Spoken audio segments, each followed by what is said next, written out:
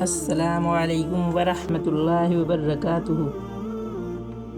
رسول اللہ صلی اللہ علیہ وسلم نے ہمیں 7 چیزوں کے اختیار کرنے کا حکم دیا ہے اور 7 چیزوں کے کرنے سے منع فرمایا ہے۔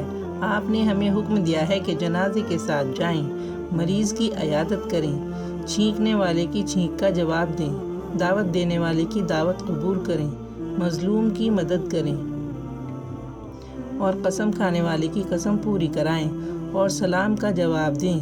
اور 7 چیزوں سے آپ نے ہمیں منع فرمایا ہے: سونے کی انگوٹھی پہننے یا سونے کے چھلے استعمال کرنے سے، اور چاندی کے برتنوں سے، اور حریر، دیباج، استبرق اور قصی کے پہننے سے۔ یہ سب ریشمی کپڑے ہیں۔ امام ترمذی کہتے ہیں: